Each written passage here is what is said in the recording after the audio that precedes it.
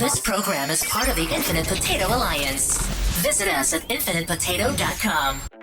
I'm Jared Stern. I think people should listen because we're desperate for attention right now. I'm also Jared Stern.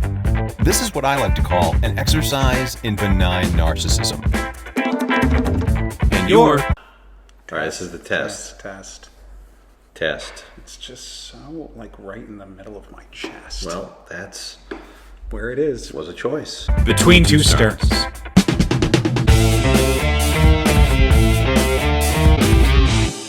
Hey, and here we are. 150. 150 episodes. Yeah. You know why it's important?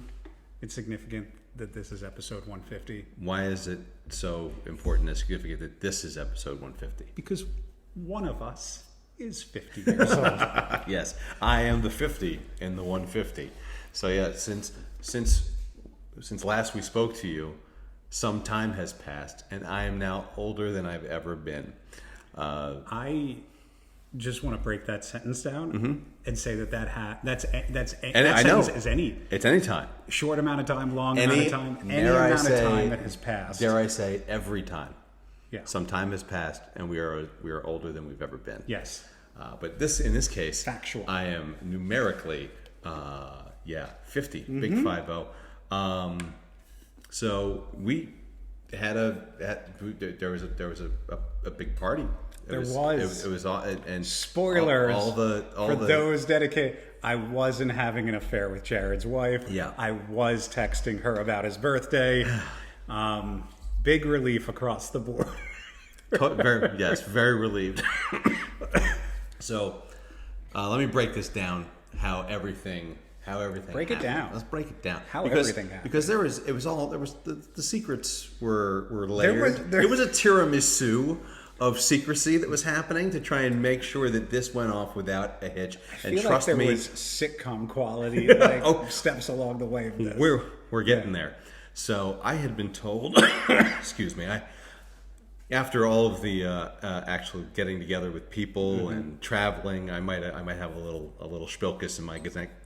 I'm glad we're in an enclosed space right now together. Yeah, exactly. So you'll catch 50. Who knows?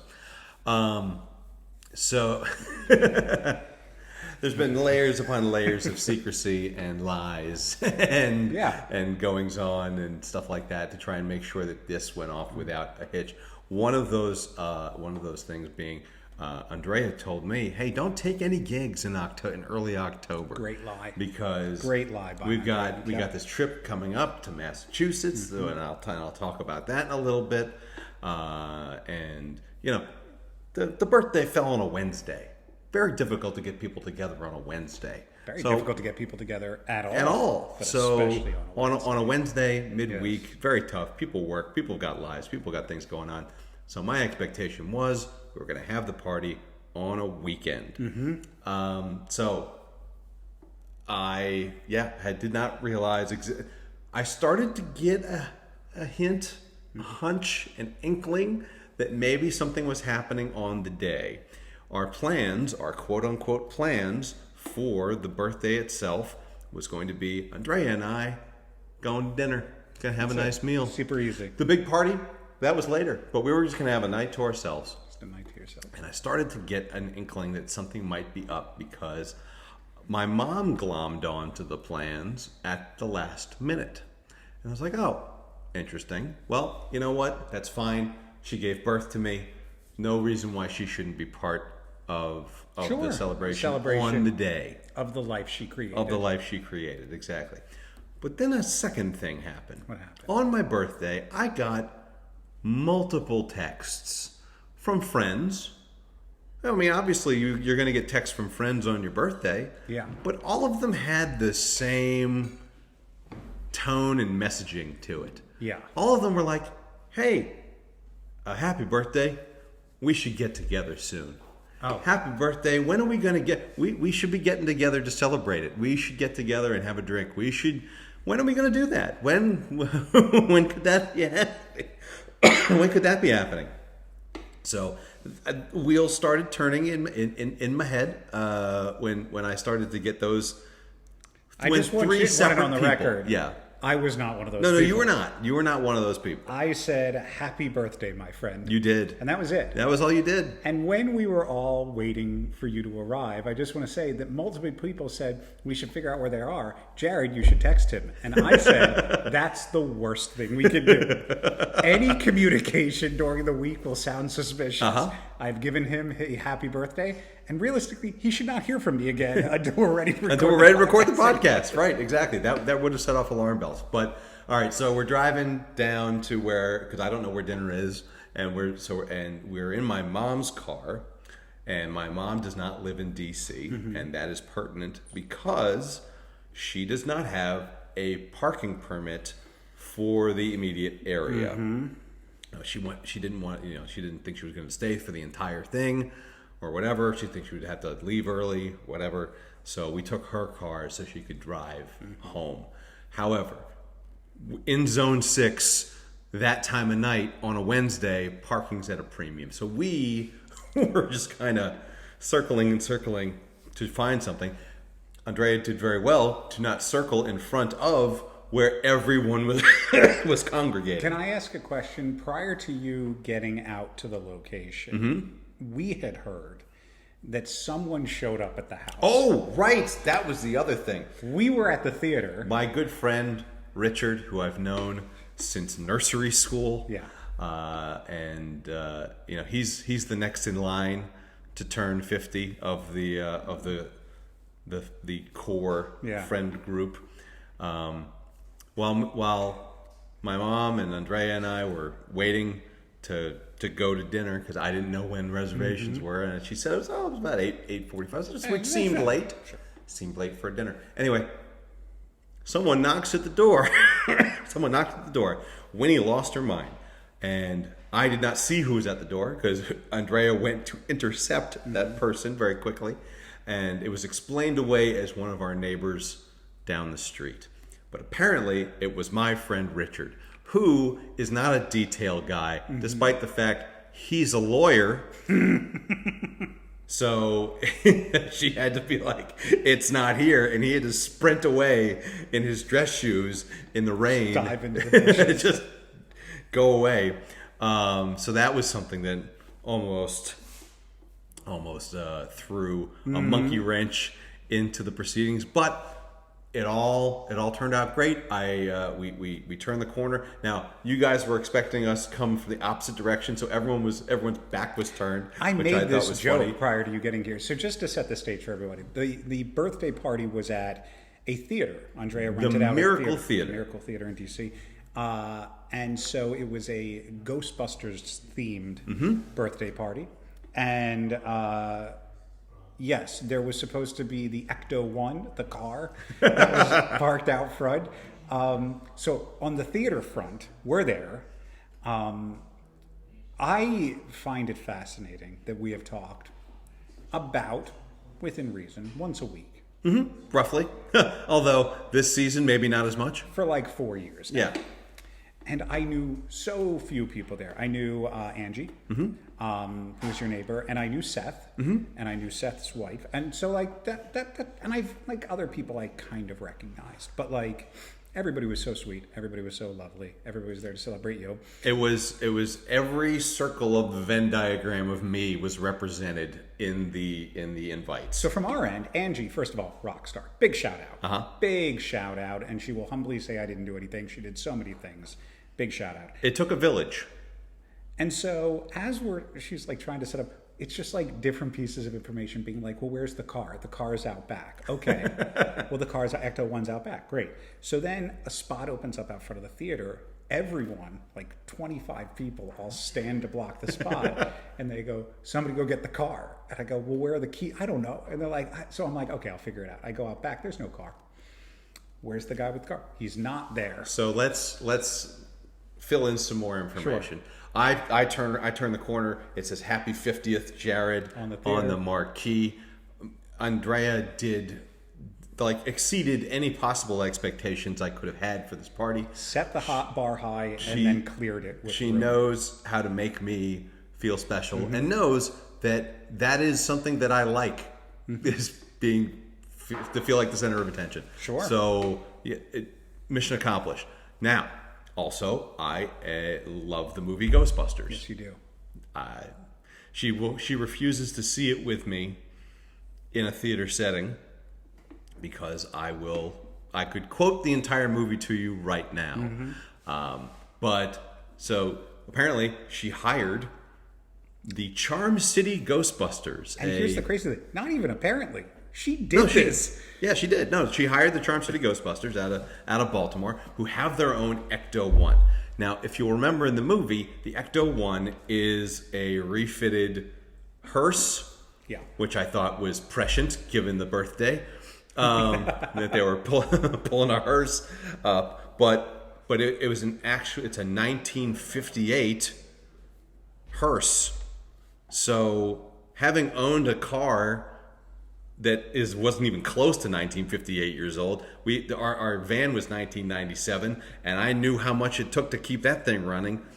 Apparently, the car broke down multiple times. So good on them for finally arriving after we had gone inside. And when you smelled that car when we went out back, oh my goodness. There was a clear understanding of why this thing had broken down.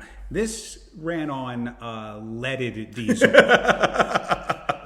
like with a shot of asbestos in there. Yeah. Whatever was pumping out of this thing, it was in the back of a theater with plenty of room to breathe, and nobody could breathe. There was a reason why the EPA was involved in the Ghostbusters movie. It's because of the car mostly. Pretty much, yeah. Containment unit be damned. No, that was there was bilge coming out of the back of that car. But yes, to your point, we all were facing one direction. And prior to you getting there, I joked, I was like, watch him walk up behind us and be like, hey guys, who are you looking for?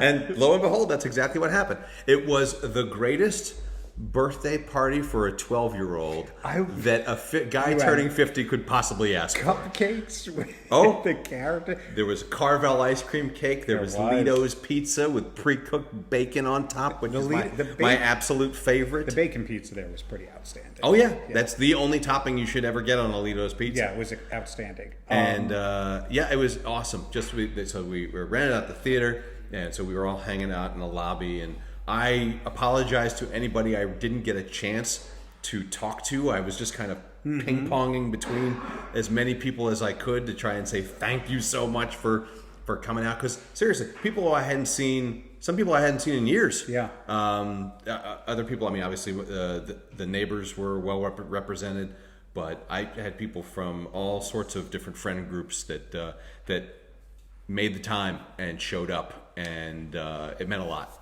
It was very interesting being there because people knew who I was.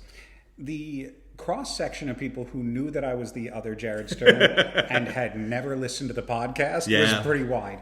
But what was really funny was nobody knew what to call me. And I was like, we run into this problem ourselves. And so it was like, what about some gentleman, I forget his name. What about, I thought it was like Jared Eastern, Jared Western. I was like, but he lives here now. But so. You live here now? Since when? Oh, like 2.5 years now? Yeah. Oh, I haven't listened in a while. It's okay. It's all right. You're not alone. But we floated. At first, it was Ugly Jared Stern. What? And everybody was like, what? And then we realized she didn't enunciate enough. And she was like, Other Jared Stern. Oh, goodness. And I was like, you know what? For his birthday, it's his birthday. I'll be Ugly Jared Stern. And then somebody else suggested Ginger Jared. But you're not Ginger. I'm aware, but also because I'm like light featured and we were in a red room, sometimes my hair pulls out. So there were a lot of not great options that were put out on the table. We just settled with Other Jared Stern, which I was perfectly... For that particular day, sure. So if Jared didn't get a chance to talk to you, I hope I did. I hope you got the... I hope you got a chance to talk to a Jared Stern. A Jared Stern. On that particular night. The best part of it, outside of the fact that I got to sit in the in the front seat of the driver's seat of Ecto-1, which by the way, the Charm City Ghostbusters, their logo has it's like the no-go sign, but it's with the Maryland flag on it and the Natty Bow mascot as the ghost. It's It's pretty great. If you get a chance to run into the Charm City Ghostbusters, I've had a couple run-ins with them at Awesome Con and some other events that they go to. If I'm not mistaken, they offered me. They offered you a job. They offered me membership because we might have spoken about this on the show. I have a proton pack of my very own, courtesy of Hasbro, and I bought a flight suit that I can't pull the zipper up because I'm too fat. But it did lend me some hope to see that these guys were also Ghostbusters of larger carriage. But they just had more money to customize their stuff. Like, they knew their sizes and knew what they were doing. Their packs were custom, top to bottom, and were awesome. It was amazing. So we got some cool pictures, and ate a lot of cake and ate a lot of pizza. And then Andrea, who's just the best, put together, burned a DVD. Now, do you know how difficult it is in this day and age to burn a DVD? But apparently that was the requirement for the movie theater. Yes. To play something on their screen, it had to be on a DVD. So she put this video together, this retrospective of me. She pushed the limits of the storage capacity of that DVD, because that video, it was long, and I thought it was wonderful. No, it was great. It was great seeing you. Even I thought it was a little long. And I think the song was on a loop, and after the first loop, she was like, "It's really long. I'm sorry," and we were like, "It's okay." Okay, and then the song played twice more. Yeah, we get it. He's there. We see pictures of him too. We know what he looks like. No, it was see the progression and the evolution. It was lovely. Yeah. Pictures of me when I was a kid. I'm reminded of the Mitch Hedberg joke. Here's a picture of me when I was younger. Yeah, every picture is a picture of you when you were younger. Yeah. So it was awesome. It was great. It was so great to see everybody, and it made me feel better about getting older. One thing I did think was funny, with the current military occupation of Washington D.C. Oh, it was like across the street. And they were milling around in front of the theater. But so when the Ghostbusters pulled up and they got out, and they're a spectacle, adults and children alike. And a guy's like, "Hey, we got the National Guard, we got the Ghostbusters. I feel safe." I'm like, "Yeah, because we have to kick the dead immigrants out too, apparently." And yeah, nice. The other thing that she did was you played the movie. Like she after she showed this long video of me, we had a viewing of Ghostbusters in the theater. It was fantastic. Now, I will tell you what my concern was in this moment. What's that? And then I want you to tell me the reality of what happened. Okay. So we didn't start the movie. It started late. Until like 9:30. Yeah, it was late. And it's a long movie. And some people have kids, I understand. It was a work, it was a Wednesday night. I was surprised that anyone showed up to begin with. And so as the movie began at 9:30, my thought was, because you were up in the front, you had a great spot, there were a couple of people sitting next to you, but primarily you were the furthest to the front, and then everybody had staggered seating behind you in the back. I was all the way in the back. My thought process in this moment was this: I'm not staying to the end of this movie. So it doesn't matter at what point I leave. Sure. Movie started, I watched the intro scene, that was cool. Peace out. I'm out. But then I imagined on my way home, what if everyone did that? And the movie started with you and 50 of your friends behind you. And then by the time it was done, you and Andrea there were wasn't that? Nobody's here. Everyone's gone. Thankfully, the theater was not completely empty when I turned around. There were, however, besides Andrea and me, 4 people. There we go. 4 people left. Did you watch the whole movie? Yes, watch the whole movie. What time were you there till? 11:30? I don't know. I mean, Ghostbusters is not a long movie. It's one of the. I love the movie mostly because it moves. Yeah. Every single scene moves the story forward in some way or another. There's not a lot of extraneous things going on, and a lot of stuff is done in a montage. Yeah. Which always speeds things up. I love a good montage. Montages are great, right? It'd be nice if we could just do most of this podcast in a montage. I've assembled montages for this podcast before. I believe me having intros to the episodes are And it is, since it is a milestone episode, maybe, who knows, there could be a montage on this show. I don't know. We're recording it now, but who knows? I'm just through the magic of editing. I'm going to do a montage of this episode. It's just going to be us jumping through the conversation of this episode.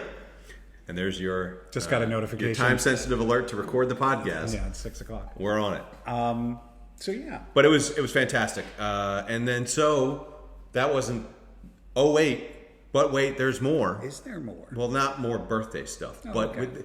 So the birthday was on a Wednesday. Mm-hmm. Thursday night, next day, we packed up the car and began our sojourn to Georgetown, Massachusetts. You know we have a Georgetown here, right? Yes. You don't have to go. I'm aware. But what do they have in Massachusetts? They had... So our friend Michelle runs a goat farm in Georgetown, Massachusetts. Yes. Beautiful farm. They have... Beautiful goats. They're very adorable. Greatest of all time. But they have...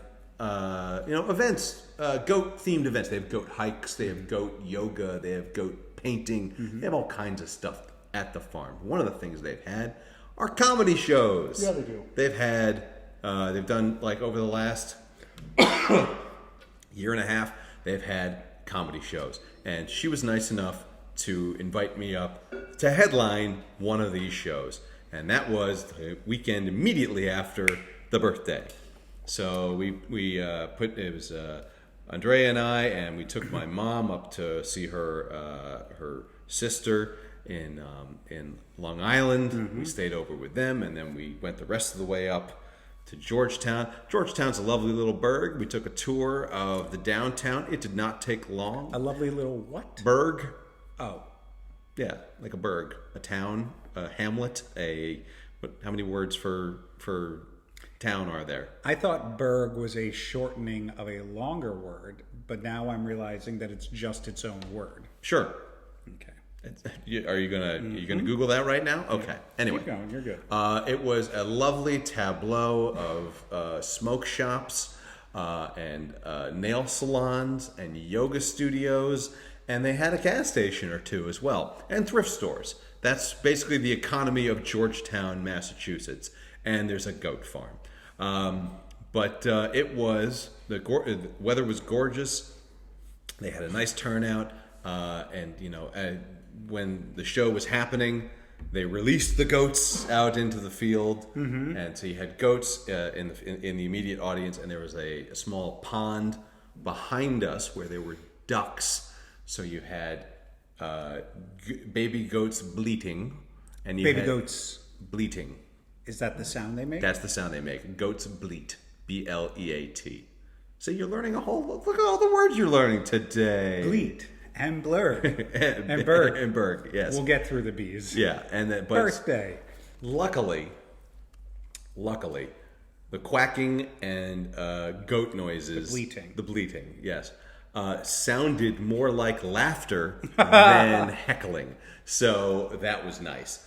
How many people showed up for the event? Like 30, 35. Is it something like they're familiar with? Like you go to the goat farm for the comedy? Oh yeah, show, or is this like they've done first this time? multiple times before. There are people who are regulars who have been to every comedy show that they've had there. The lineup of comics, I knew one of the comics because he's a transplant from the Maryland, D.C. area.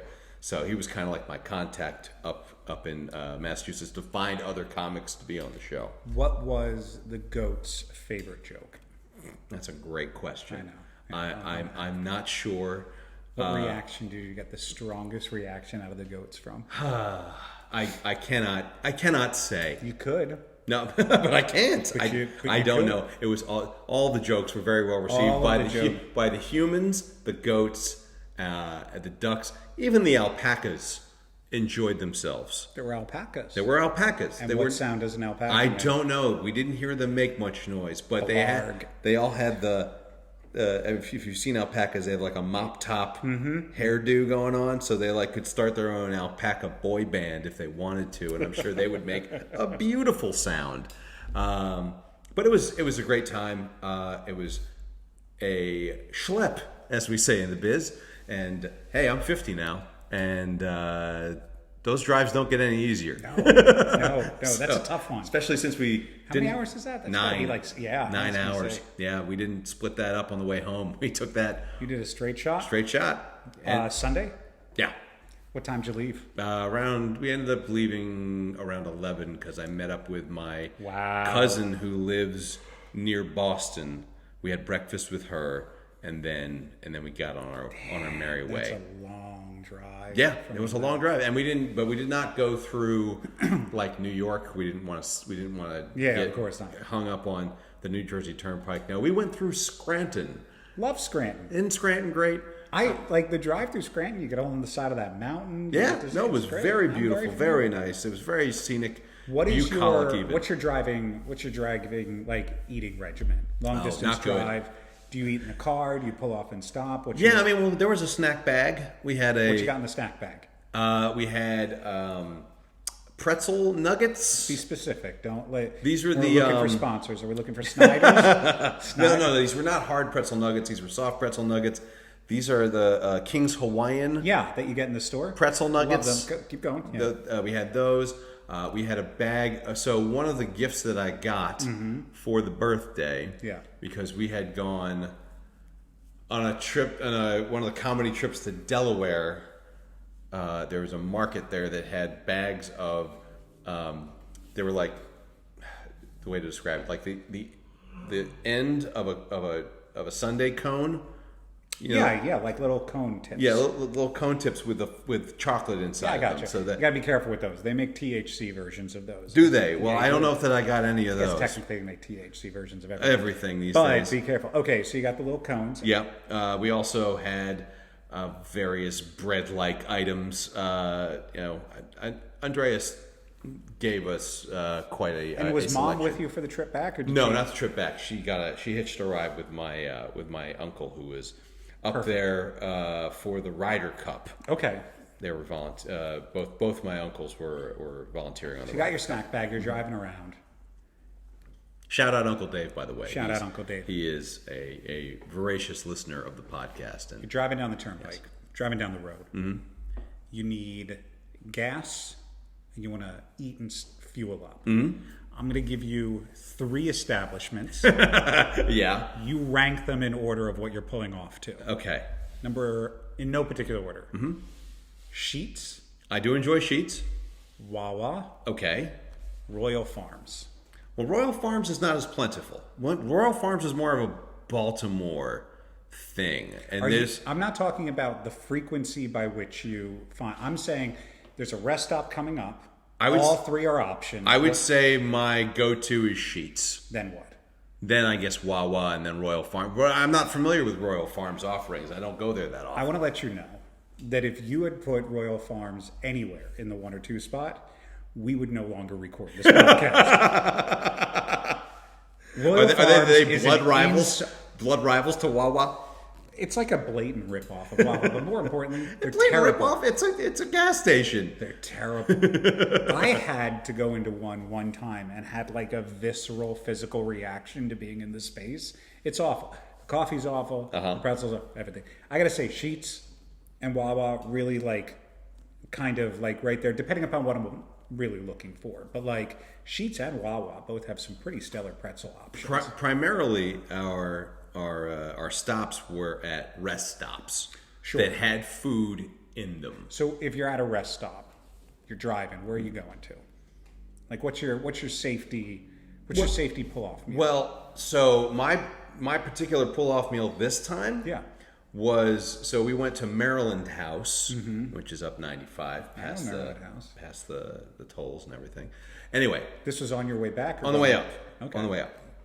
And they had something that I was not sure even existed anymore. Can I take a guess? Please. Is it haggis? No. That's such an old throwback. I wanted more of a reaction out of you. Yeah. Do you remember that? Of course. Of course. Is it a Roy Rogers? No. But Roy Rogers is making a comeback. I know it is. It's on the way back. But no, they had a Jerry's Subs and Pizza. Yeah, I didn't know that existed in the first place to be brought back Jerry's to exist again. Subs and Pizza is a local Maryland, Virginia, D.C. establishment Okay. that, for the most part, is gone. All of them have closed. But they had a Jerry Subs and Pizza at this rest stop. And I was like, holy crap, let's actually see what... And it was just a day-old pizza. Like, it was really... Like, at a typical Jerry's, they had, like, sub options. Like, they had, like, 15 different subs on the menu. And the pizza was really good. They had, like, one sub on this menu here. Yeah. And then, like, pizza in the warmer. But we were in a hurry. I wanted something I could eat while I was driving, so I got some pizza. You might I got have an extra misread the slice sign. of. You might have misread the sign. The sign was supposed to say suboptimal. Suboptimal. Not sub-option. Jerry's sub expectations. Sub that. You said you got an extra slice? Yeah, well, no, it's funny. So I ordered one slice. They're big slices of pizza. Big slice.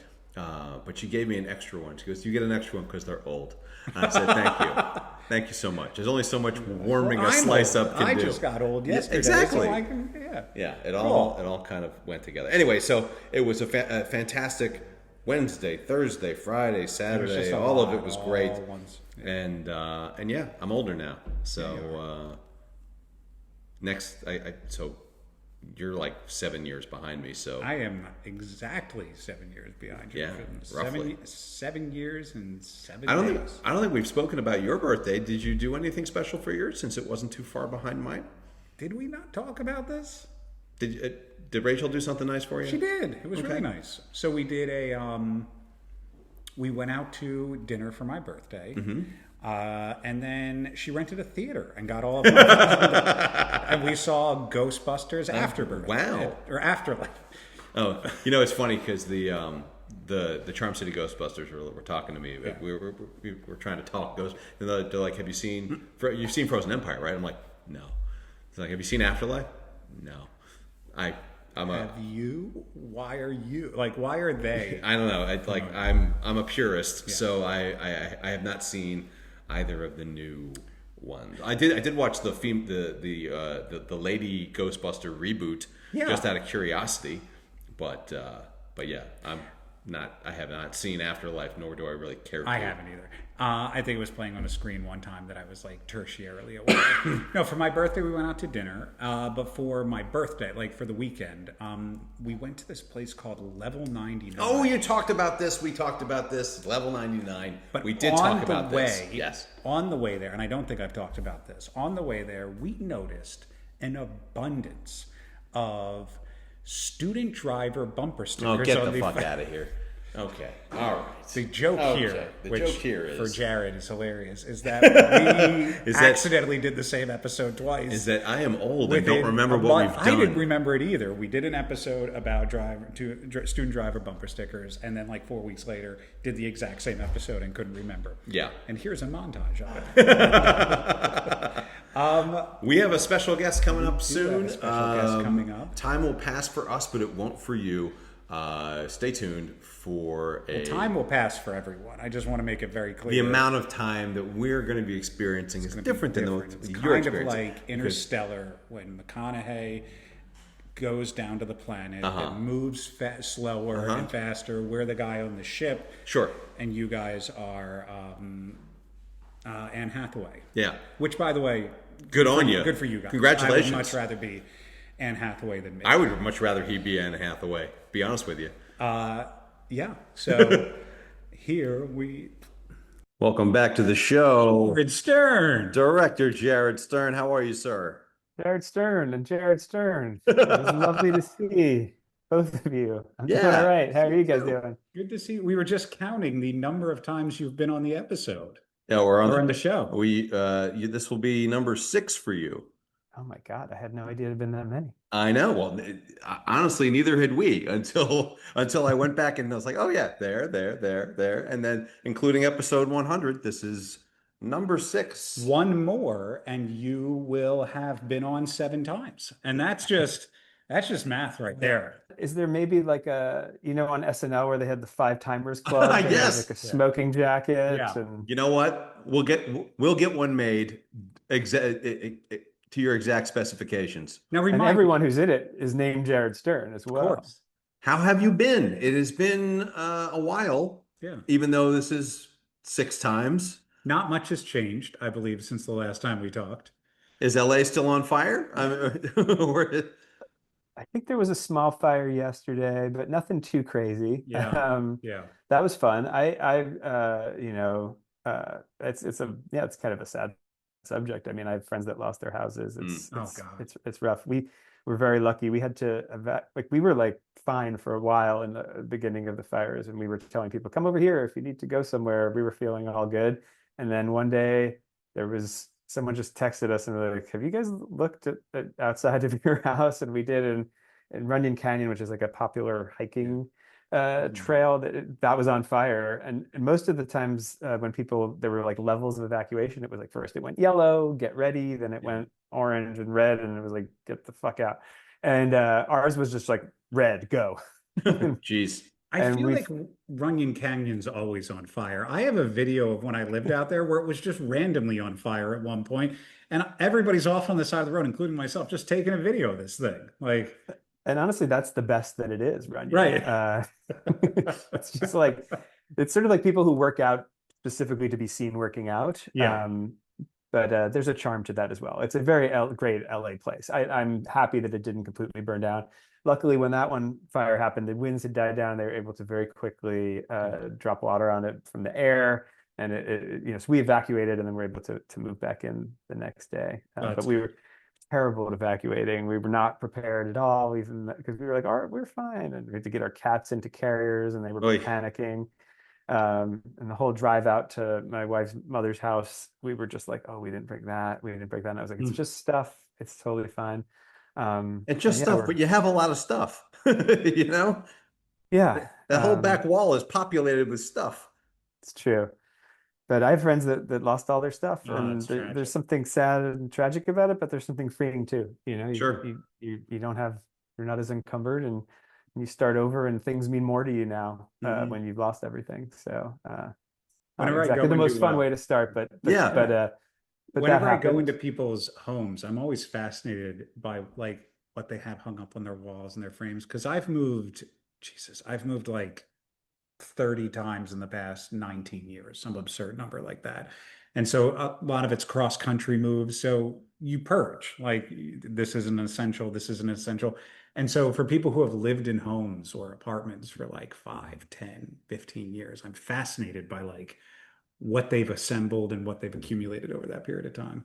I'm about to move in the spring, and I'm going on, I don't know, 13 or something years since the Yeah. last time I moved. And I'm looking forward to the Yeah. purge as well. Also because I've had over the years, I've had different times I'm working on a different show or a movie, and they give you an office as part of that. Oh, wow. And which is nice. But at one point I had multiple things going, and I had like 3 or 4 different offices. And I was like, well, I don't need to put anything in this office. But then, someone who was working for me would have a meeting in that, like, you couldn't make it look completely Can't have empty. nothing, So right, you sure. put stuff in there. And anyway, and you just collect things as you work on a different project. In animation, you'll work on something for like 4 or 5 years or Yeah. more. And so stuff piles up. And then at one point, all of my offices went away, and I just had to bring it all home. And it is all just in my house now. And Just stacked. yeah, I'm looking forward to a Marie Kondoing. Now, in DC, we have a vibrant free cycling program where people just leave shit on the sidewalk to leave their house. Someone else take this crap and put it in your place. Maybe you can find a use for it. Is that something that happens out in LA, or do you guys not? How do you dispose of stuff like that? Trying to give stuff new life. There's definitely a lot of stuff out there on the streets in LA, but maybe in a different way. I work for Netflix right now, and there's a Slack channel that I'm obsessed with of people trading things or buying things and giving them away. It's just like a fun little, when you're stressed out, it's a fun little thing to read. And I feel like I just want to bring everything I have into my office, because someone's gonna want it. So Yeah. that's not like garbage, but like things that might be interesting. I feel like maybe I'm going to list it all on that channel, and somebody's going to want it. And at least I'll feel like it's going somewhere good. I've got a funny feeling you've got some stuff that people might want to hang on to in some way, shape, or form. We'll see. Well. If it's monogrammed, I also have a thread of people that might be interested in it. Yeah. That's I mean, true. if you have anything, Well, yeah, if you have anything with it that's initialed or, it's got your name on it specifically, and you need to find a home for it, we know several people who could possibly take things off your I hands. know a guy. I I know, know a few I guys. know like 9 guys. this is true. As long as it's not one of those middle name included initials, Right, just No, a we're gonna sure. have to wipe simple, that out. Yeah, Yeah. we could just scratch that out. No yeah, problem there. or just be like, oh, the P stands for something else. So, pivot, you're working for Netflix now. Are you allowed Yes. to share what you're doing?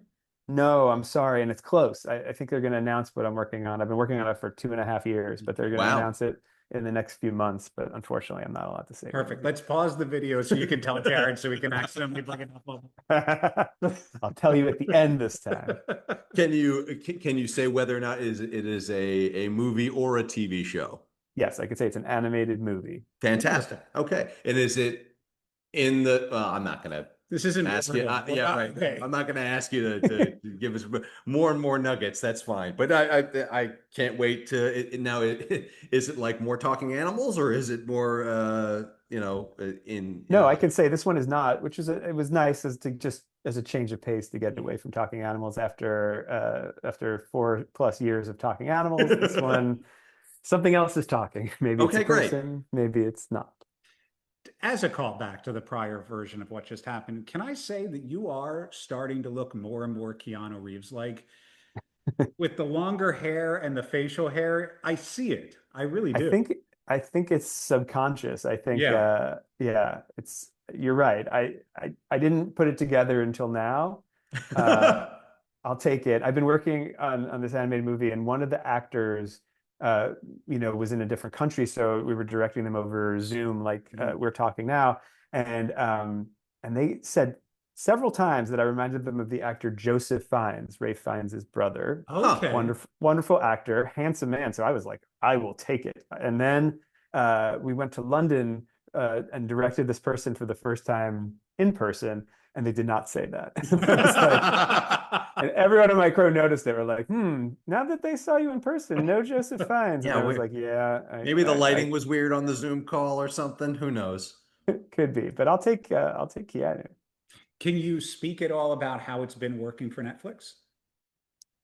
Yeah, I mean, it's been wonderful. In animation, there's animation companies that have been around for a long time, and they kind of become like a cult, Yeah. a little, Yeah. insular. Sometimes that's great because practices grow and a culture grows that is wonderful, and you learn so that you get better and better with each movie. So there's nothing wrong with that, but I think Netflix is a relatively new company at doing animation, and people have come there from some people who came from Disney, some from Yeah. Sony, some from DreamWorks, some from Pixar, and so it feels kind of like a melting pot, like hopefully the best of that, where you're creating a new culture, taking the best of all those other places and maybe letting go of the worst of it.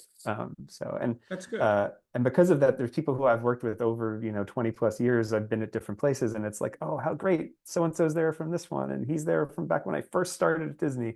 So that's been fun too, just like catching up with people. It's almost like a reunion. That's cool.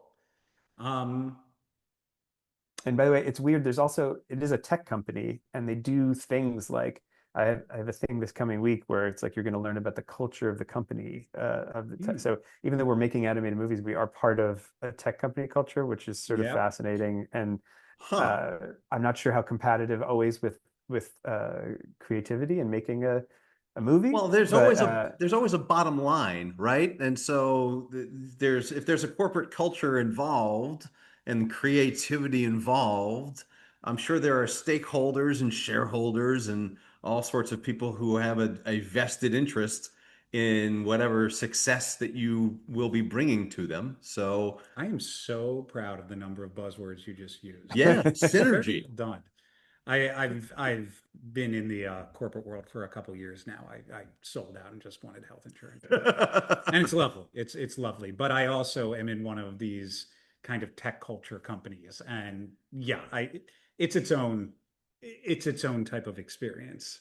Yeah, there's always someone paying the bills, but like in the past for me, like if you're at Warner Brothers, then they're owned by, well, that changes every 2 years, but Sure, yeah, AT&T or yeah, whatever, and there's a shareholders and all of that. But then the tech world is a whole other set of terminology, but also it's just different and it's kind of fascinating. yeah, You're so used to making a movie and worrying about the box office, and there is no box office if your movie's on Netflix, right? Right. It's watched by people in 190 countries instantly all around the world.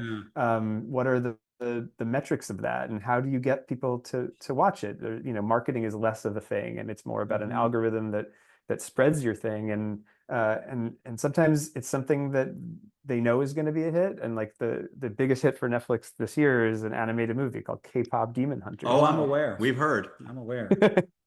You know some of these songs. It's a shame they took your idea because I remember you pitching K-pop Demon Hunters when we weren't recording years ago. Yeah. It was when you didn't tell us Keanu Reeves was in the movie, and you were like, "I also have this idea." I Um, know. I mean, it was so obvious, it right? was right there. How had nobody put it together yet? So Yeah. for animated movies on streaming services, I know for like live action, if it wants to be eligible for like an Oscar or something like that, it has to be in theaters for however a short run to actually qualify for it. Is that the same for animated movies, or do you guys have a different qualification? I believe so. I'm not 100%, but I think it is the same. And so I'm sure K-pop Demon Hunters and other Netflix animated movies this year will play in those 10 cities for that Yeah. certain amount of time. And you said so. All right, so it's a tech company, and that's all right. You don't need to tell us what the tech company is, but is there a certain kind of tech that they are working on that maybe you're incorporating into the movie, and it's like proprietary kind of a technology that's going to blow us all away as to how animation is done, or something like And that? if it's not, just lie and tell Yeah, Jared it's you can AI you can because make that's going to be very triggering. It's going to be a lot of fun for me to. I mean, everyone who I work with is like horrified and scared about AI, Yeah, what's and your thoughts on this? And I'm not even going to call her an actress, but yeah, her, yeah, Ellie, whatever the hell her name is. I mean, yeah, that's crazy. And also it's that Al Pacino movie. Did you guys see that movie? A yes, million Simone, I think. No. Simone from like Oh, 25 years ago. yeah. Okay. Yes. I was telling Rachel about this. Yeah, So, and when it came to like future movies that I thought like one day I never was like, it's gonna be Simone. That's the there's a one. lot of old school movies. Like Simone is playing out with Tilly. We've got like Wag the Dog playing out in The Government. The not who was it? Dustin Hoffman, De Yeah. Niro Yeah. I think it movie. was De Niro. Yeah. I feel like these old classics are just like being rebooted, but in real life now in a very terrifying Yeah. way. All that dystopian nonfiction that's happening. Yeah, super fun. But but what were you guys asking me about? Tech About company, yeah. Yeah. The possible tech that might be involved in your current project. yeah. Oh, damn it. I was gonna say something, but I lost it. It's Anyway. okay. It happens to us for 150 episodes. Just the dementia, Jared. Don't worry about it. Excuse me. How have things been in California? Like what's the general vibe with has the National Guard been pulled at this point? Like is it still deployed there? That was so weird. It was like, oh yeah, I don't remember what I was gonna say. We were talking about Simone, but what I was gonna say is that animation is, I think, like it's gonna be like the canary in the coal mine of Yeah. AI. Whenever Mhm. you see these Sora videos, it's always like, oh, let's use Family Guy or whatever. There's a lot of things that people feel could be done. It's because it's animated as opposed to live action, it'll look more real sooner, and we can just audit. So there's people that are currently the people who created OpenAI are Mhm. producing an animated feature right Right, but now. they're using it stuff that's trained on you know, everyone's stuff that's been stolen. Like I don't know they what. Yeah, I hope they're using my stuff to train it, because then their movie won't be very good. Uh, why is But this so like derivative? But to your point, it's almost like backdooring it. Like you can't take this Tilly, AI generated image and put her in a real film. But what you can do is start with animation and then slowly increase the temperature of the pot and make it a little bit more real and a little bit more real and a little bit more real until it hits that uncanny valley. And now, even though it's being marketed as animation, it's so realistic looking that that's how you end up slowly acclimating people to it, I wonder. Yeah, and there's a lot of people going, oh, you won't need this person to do that job in animation because the AI can just do it. Mhm.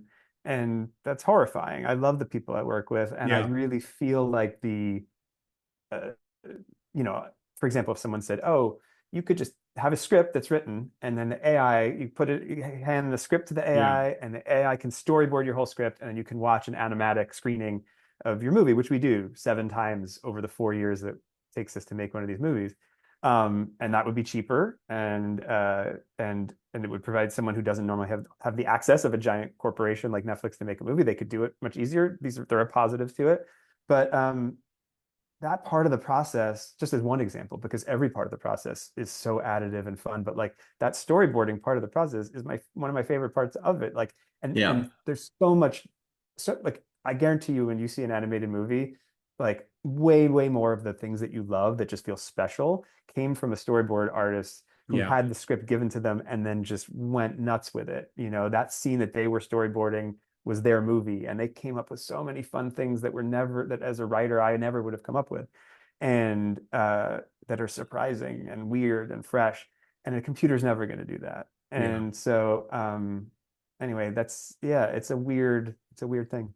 One thing that that's made me feel a little bit better is that AI has not figured out how to write a joke yet.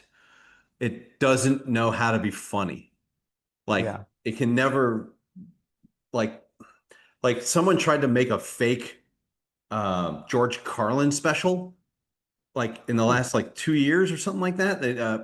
I think am I wrong in thinking Will Sasso was involved in that? For some reason, his name popped into my head. But anyway, someone put up an AI generated George Carlin special. Obviously, the family had it taken down immediately, but it was god awful because yeah, you have like his voice or whatever, but the actual jokes just were not the same quality. For AI will never be able to get to the heart of what is actually funny. I think, Yeah. Go yeah, I ahead. think the concern is at least we as a culture, as a society, have like we don't give a shit about quality in many things. We just care about convenience Yeah. and cost. So like what I will say is like McDonald's, right? It's not a good burger. A lot of the ingredients aren't real, but nobody gives a shit about that because it's cheap, it's convenient, and that's the concern about AI. I forget who's doing it, but somebody bought out a company where essentially the whole process would be the entire app is AI. And you can type in, I want a TV show about Star Trek, but I want it to be made up of the cast of The Office, and I want the cast of The Office on their own starship, make it. And they will, essentially the technology would be to then curate and make shows or entertainment by your prompt specifically for you. And you're right, they can't do it now, but it's not about being able to do it now. It's about how much rope are you giving these companies to Yeah. hang themselves with. And the thing that I constantly keep coming back to, whether it's AI, whether it's manufacturing, is like, who is going to be the consumers at a certain point? Once most of the jobs are automated by machines, computers, where are people getting the income to then You're consume right. the content that is then being created? Uh, yeah, it's interesting. Yeah. I By mean, the way, I'm if I'm not very entertaining on this podcast today, it's because this is actually an AI. You yeah, are that's absolutely Uh, fine. yeah. for the Yeah. interview. Jared was busy. He's deep into the animation process. I have to So imagine once AI gets to that point, we could just take all of the Jared Sterns that we have encountered thus far and make an amalgam, and Yeah. AI just kind of cram them all into one super Jared Stern that will have all the talents Hmm. and interesting stories of every single one that we've spoken to. So I look like for that that. on episode 200.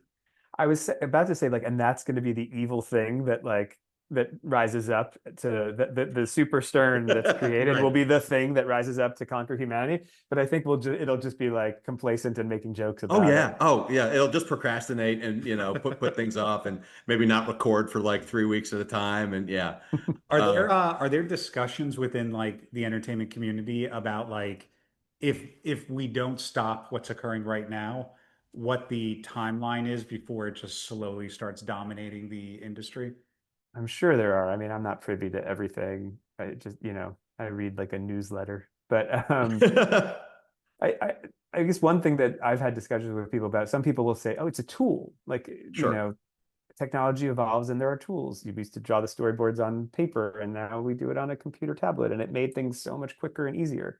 And there's probably a lot of stuff where you're like, oh, we're doing pre-visualization for a movie and it would be so much easier if I could hit a button and now there's 100 of these instead of just Hmm. one. It's no different than Photoshop or, I remember watching like a documentary where I think it was Woody Allen was he was typing up a script even now and he was cutting and pasting a section of the script and he literally cut it out and pasted it on another page. And I was like, oh my God, cutting it. Somehow I hit cut and paste a million times in Final Draft, Yeah. and I never occurred to me that like, oh wait, people It's a really did physical cut and cut paste and things. paste, yeah. And anyway, that's such a foreign idea to me. And I started thinking about it. It blows my mind that some of my favorite screenplays were written by someone just sitting down at a typewriter and just going. Yeah. Yeah. And the fact that I like constantly am revising and it's so easy for me to move things around and change things and keep track of things. And it just makes me that much more impressed with old movies and, Yeah. books. I'm like, some fucking person just sat down and typed. But so anyway, there was a world where it's just a tool. That's the happy version of it. And then there's the less happy versions. Well, the problem is the less happy version is it's just being used by tools. Hmm. Like that's, you have like, I think personally, and I'm sure this opinion is shared by all the other Jared Sterns currently on this episode, is I think talent should be a barrier to entry when it comes to art of any kind. I would like the person who I don't want a technology that just puts someone's whims on a Hmm. screen because more often than not, those people lack the imagination to actually do anything with it. They're going to go with the hackiest shit you've ever heard or seen in your life, and they'll think that's the greatest achievement they could possibly create just by pushing a button. But they're never going to get to the point of an actual artist who actually uses coherent inspiration and can translate that into images on a paper or on a screen or on a in a storyboard or whatever. It's there's more to it than just being there should be more to it than just being able to push a button, is all I'm saying.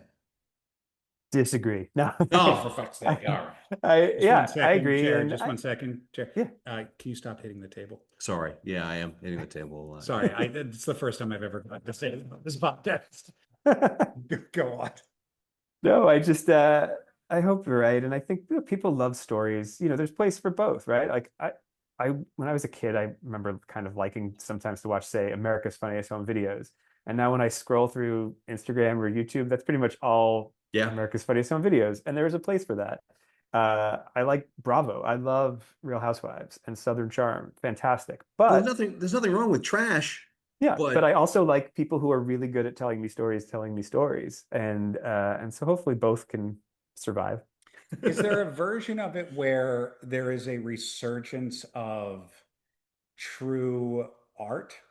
Like, because we've heard so much about, like, I'm so tired of hearing these directors talk about how much they fucking hate Marvel movies and Marvel movies. And it's like, great, make your movie. Like, I understand that the studios, but make your movie. Your movie will get to stand out amongst all of this other stuff that's out there because, yeah, there is that. That's the junk food. That's whatever, the ice cream that you want. But then you also want like real movies with real content. And my question is like, who's it? Who's it? There's nothing stopping anybody from writing a deep, moving, real script, producing that real script, and making that movie. But the dilemma is that the creators themselves are also chasing that paycheck a lot of times as well. And so what they're saying is, well, in order for me to get paid on that level, I have to do this. And it goes, well, welcome to the original version of art. Sometimes art is profitable and sometimes art is not. And so nothing's stopping you from creating what you want to create. You just might not be cashing in those paychecks that they're getting to make the Marvel movies, you know? Yeah, yeah, and there's a way to do one for us and one for them, right? Yeah. There was the like I'm gonna do Bill Macy do Wild Hogs and then a P.T. Anderson movie. No shade to Wild Hogs. No shade to Wild Hogs. None at all. Great But movie. yeah, and there's a lot of hopefulness, I think, in terms of. And by the way, I don't judge the Marvel movies either, and there've been lots of good Marvel movies, and a Yeah, lot of people sure. that were like, I want to make money, and I'm going to find a way to backdoor something awesome in here, and it's going to be Yeah. a '70s paranoid thriller, or it's going to be a '90s buddy action comedy, or Yeah. uh, um, and or a Western like Logan. And then so there's ways to do it within the Hmm. system and make something big and huge that is still has something to say and is interesting. And there's also like the resurgence of things like with A24 and Neon. There's Hmm. it feel and even like Sinners for Oh, so good. One Bad After Another. Like Warner Brothers is making original movies. They're also making Minecraft and Superman, but like they're seeing that there is a hunger. I think horror has been a way in for people, which is Hmm. cool.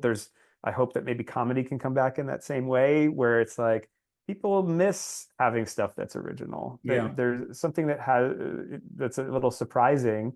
You see it. That's not just niche, you know. Yeah. People loved going to see Barbarian or uh, Weapons.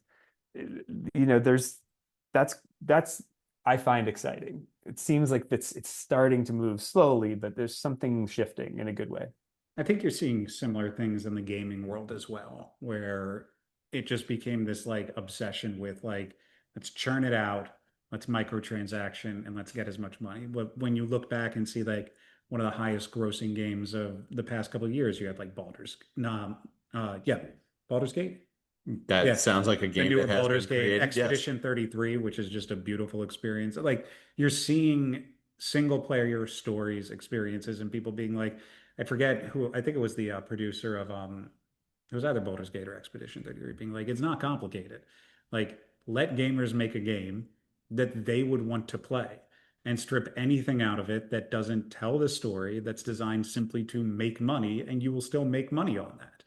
And I feel like you can see that in entertainment as well. Like you'll watch a movie and then you'll see something, you'll be like, well, that was some pretty blatant product placement that they were doing to cash a paycheck or something like that. Yeah, I think that people can be hard on executives at these studios. I've had good experiences mostly Yeah. with places, not always, but for the most part. And it's not like you need to just go, I'm leaving you alone, go make your magic Right. genius. And some people are great and they can go do that. But even those people have people that they rely upon, that they show stuff to early. They show them the script, they show them an early cut of the film, and they go, where are you confused? What's not working? What can we Hmm. make better? And oftentimes that's what an executive can do, and or a producer, where they just they're not micromanaging you. They're not coming from a place of fear of you know it needs to be so broad. And I've had that happen where they just sand all the edges until all you're left with Yeah. is like a lump. Luckily the thing I'm working on now has been wonderful because it's been the exact opposite, and it's because of the success of other movies that are specific and a little smarter and surprising. The success of a Spider-Verse or a Yeah. K-pop Demon Hunters make it so that instead of getting the note of like make this more generic so it's broadly appealing to everybody, it's like make this more specific and surprising so that it's appealing to everybody because that's what people are wanting. So there's a virtuous cycle that happens with those, that's nice. And on this one, all the notes that I'm getting have been like, make that weirder, make that Make that more more like different. K-pop Demon Hunters because There's a lot of K-pop in this movie now. yeah. It had none before, but it's now just wall to wall. So what I'm hearing you say Lisa, is, Rose. so what I'm hearing you say is finish off this thing you're doing with Netflix and then Jared Stern Demon Hunters, where three Jared Sterns sing K-pop and hunt demons.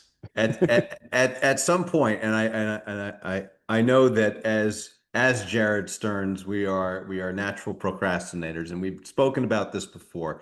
But when you find time in your very busy schedule, when Netflix says, "Hey, do you have any ideas for something else?" The breaking of IMDb is still on the table, and we Yes. just need to come up with a goddamn come up with a goddamn script for it. But By the way, someone sent me I think it was my mom was like, "Did you know you have a Wikipedia?" And I was like, "No, I didn't know I had a Wikipedia." Mom, thanks. And I clicked on it, and then somehow I can't remember. It took me to my IMDb, and I clicked on that, and there's definitely still stuff that is your stuff on my well, IMDb. the only IMDb credit I think I have is on your And, IMDb page. and we got to find a way to give it to you. That's not fair. I feel bad Well, that I have your it's credit. fine. I mean, it's as long as it's up there somewhere, as long as it's being attributed to a Jared Stern, that's fine. But yeah, I wouldn't even know how big of a disambiguation do you need to have for IMDb to credit the correct Jared Stern? It's This is where we smash cut to Jared deciding to do it, and it goes on to IMDb, and it's like, oh, is a credit in click here, and it clicks, and it pops up. It's like, hi, I'm your AI assistant on IMDb. How can I help you? Jared just rage screams like Curb Your Enthusiasm. By the way, congratulations, you're also an author now. I am. Yeah, I wrote a book this year. Oh, sweet. I definitely thank you. I Yes. appreciate that. If you want to take a modicum of credit for it, it's 100 Yo Mama jokes written as haiku. That's awesome. 1700 esoteric syllables about Yo Mama. I also want I to would. note that as a scriptwriter, Jared is also an author. Um, whoops, I didn't mean to bang the table. So technically, I I mean, don't. I don't. I don't count that as no. A book is a book. That is a whole other thing. And it's a I'm good book. impressed, proud of you. I would love to read it, and I'm excited for it to be on my IMDb. So we have a couple minutes left here. Outside of the project you're working on now, is there anything else in the future that you're like super excited by? Whether it's a partnership, piece of technology, like anything else exciting in your world? It's interesting. I was trying to work on another thing at the same time as this one, and I failed miserably at it. And in the Yeah. past, I've been able to juggle multiple things, but I've gotten to a place where I'm just sort of like, I like this. This is the right amount of stuff and stress for me. And that being said, you never know, something else might come my way. I have one old thing that I sold a long time ago that I'm obsessed with, and I annoy the hell out of my agents and managers because, like, I have a job for 5 years. They don't have that much to do, but every now and then they're like, "Is there anything else we should be working on?" And just planning for the future. And I keep bringing up the same one, and it's just stuck because it's a different piece of IP. I think I could say it. It's a Ghostbusters movie, no but kidding. very different than any of the other Ghostbusters things. And I love it, but it's just sitting there. But obviously, there's a lot going on in the Sure. Ghostbusters world universe, and I have no control over it. But I just bring it up from time to time because it's my favorite. So that's the one that I keep holding on to. It is amazing how full circle this particular episode just became because before we talked to you, my 50th birthday was my wife rented out a movie theater in DC, and we had a screening of Ghostbusters. And Oh, that's awesome. we had a local cosplay group bring their Ecto One down to the theater. Um, if that ever shakes loose, there's a certain Jared Stern that would be very interested in being involved in such a thing. Oh, that's awesome. Well, yeah, I hope it does, and if it does, I will remember that for sure. One For the sure, one yeah. cool I will, I promise. And the one cool thing that happened with it was that Dan Aykroyd read it, No and kidding. Oh, that's he awesome. and he liked it, and I was like, you know what? Even if this never gets made, the fact That's that some validation right there. That's Yeah, it nice. is. yeah, so and that's awesome, and that's what a great 50th birthday to just sort of like be like a kid again, and It was a 12-year-old's birthday for a guy turning 50. It was It great. was. Yeah. that's perfect. I remember my friend used to have a movie birthday when we were like 12. He would always invite all of his friends. I remember one time we went to see Dirty Rotten Scoundrels. Wow. His dad took us, great movie, but then his dad ruined the twist for us. He was like, and he just he spoiled the whole movie right before the twist. And they were dead the whole time. Yes, but that's fun. Happy birthday. Thank you. Thank you. It has been a pleasure catching up with you. I'm sorry for the wrap up light, but we have the non-pro version of Zoom, so long that and so we have 3 minutes left. All good. And by the way, happy birthday and happy 150th episode. Yeah, thanks, man. And thank you for being a part of 6 of those episodes. And we look forward to having you on future episodes. And thank you for being our first Jared Stern. You're the one who kicked this entire multiverse off. You're the one that started the Jared Stern singularity that was not single at all. But it's always fun. I love you guys. It's just and there's just something so fun about this odd way of connecting with people that have been brought together just by our names. But now I feel like it's by people too. And thank you for being a part of 4% of this show. You just got on your calculator. I got on my chat GPT.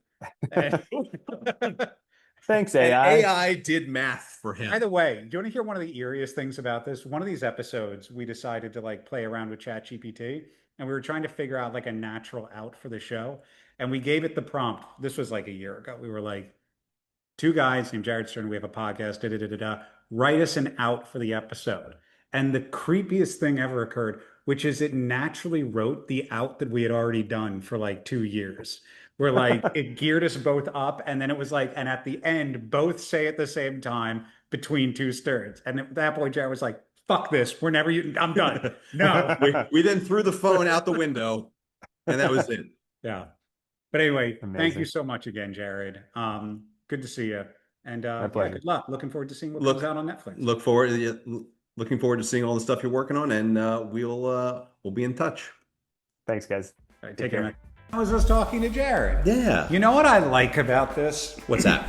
Is that in Zoom, it flips the image so your shirt read looper correctly. Right. But here, us looking back, it looks backwards. Right. But and I don't know when we get the footage how it's all going to look. It's always right side. It always flips to right side once you're editing it, right? I hope it doesn't, because I feel like just a hidden gem of this episode will be your shirt is doing the looper looping of the looper. It's this way and then it's that way. I don't think it's going to, though. Okay. It's not going to be backwards. It's going to be just the way it's supposed to be. And thank you to all the listeners who are listening for 150 episodes. I know that we've been a video podcast for 40 episodes Something like that. now. Something like that. Since I've moved here, so do what I have years ago. Yeah. So if you've been watching us, great. If you're listening to us, great. Thank you for sticking with us for 150. Here's to more. Here's to 150 more. Thank you so much. Well, we need to at least get to episode 349. 349. And then everyone will win $1 million. Just want you to know that when I'm done with this footage, that looper thing is going to be flipped back and forth of me. But only for people who watch it. So check out the footage. Check us out on Spotify, and check us out on YouTube, and just check us out in general. But thank you for being a part of this nonsense. We're happy to bring it to you. This level of vanity is really very hard to bottle. Yeah. Very hard to encapsulate. And we have found a way to do that, to make this show about us for 150 episodes. As part of 150, as a nice little throwback and a goodbye to all of you, thank you again for joining us right here on Between Two Sterns. Do you know how much easier that is? It's that we're so in the same much easier room? when we're the same room? There's no time delay. That's perfect. There'll be a time delay when I'm done with it again.